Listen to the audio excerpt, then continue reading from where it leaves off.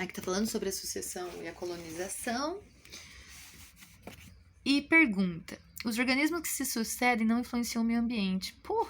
Quando se atinge um estágio de estabilidade, a comunidade apresenta apenas seres vivos de fotossintetizantes. Não.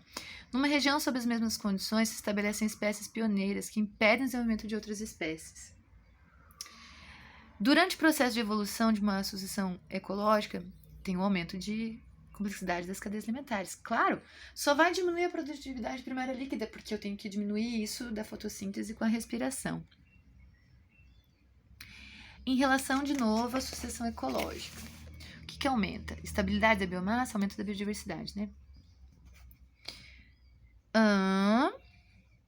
Em uma aula de biologia, a flora convive com condições ambientais curiosas. Elas não estão relacionadas com a falta d'água, mas com a condição do solo, que é pobre em sais minerais. E, além disso, as plantas possuem adaptações ao fogo. Veja, se ela não tem nada com a falta d'água, ela não vai precisar de escoras, de raízes respiratórias, escoras ou coisa assim. Ela vai precisar se proteger mais com a casca e com os galhos. 14.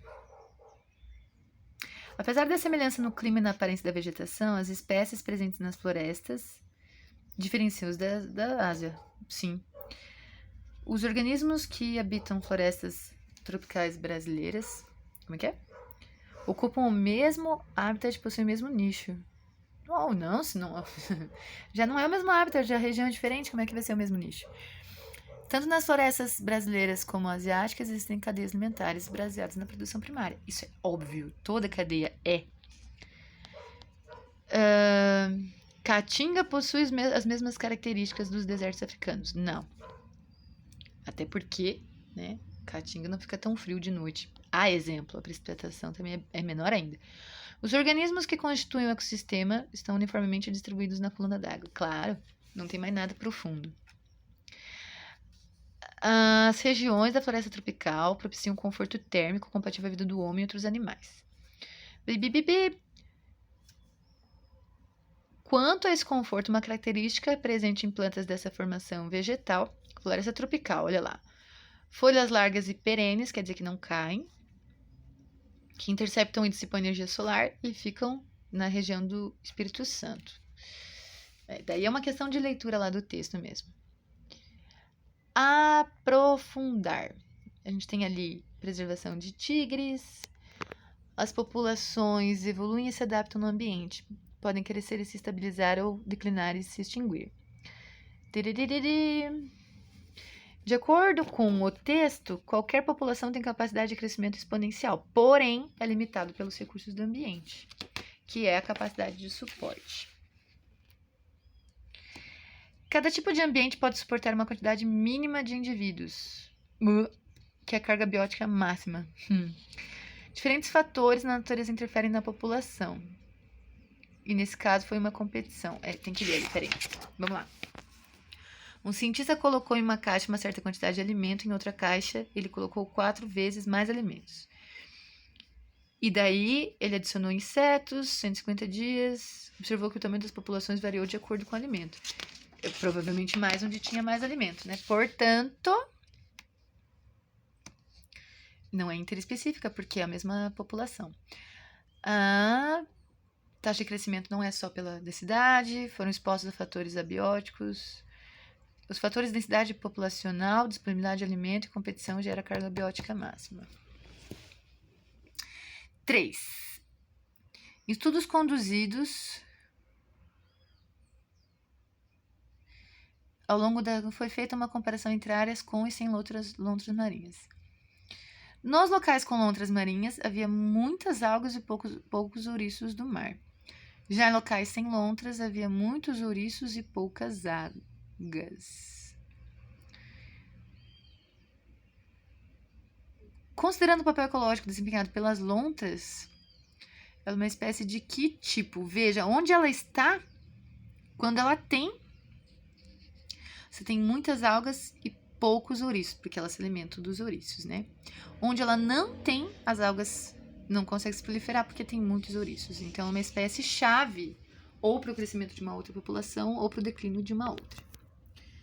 Aí aqui tá falando sobre espécies bacterianas, comensais, né? Que algumas são benéficas, outras não. Primeiro processo evolutivo, eles lutam por recursos no território intestinal ou harmoniosamente. Então, quando eles lutam é uma competição e quando eles vivem juntos, eles estão fazendo uma coevolução, se modificam em conjunto. Quando duas espécies disputam os mesmos recursos, é uma competição entre duas espécies. Então, é interespecífica.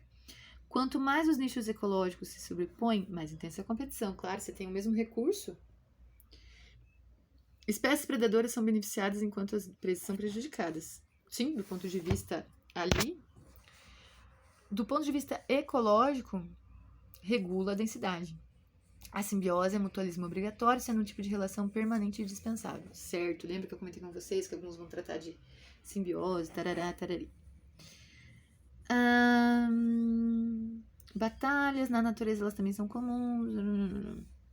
As espécies 1 e 2 se alimentam da 3. Se a população 1 aumenta, as de 2 e 3 diminuem. As prováveis relações entre 1, 2 e 3 é o quê? Se a 1 se alimenta da 3, é predação. Se a 1 compete com a 2 pelo mesmo alimento, é competição.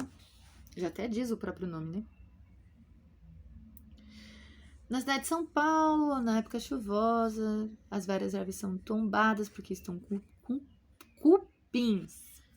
Então, a árvore cupim tá parasitando, por isso que ela cai, né? Cupim protozoário, mutualismo. Um não sobrevive sem o outro. Erva, passarinho e árvores é parasitismo. As bactérias, alimento de restos vegetais. Fazem parte da biodiversidade do solo, animais maiores, Na agricultura ou na jardinagem, alguns animais de pequeno porte, como pulgões, lesmas e caracóis, são prejudiciais. Por que será? Sobre os organismos. Os animais maiores são vertebrados e herbívoros. Nem todos.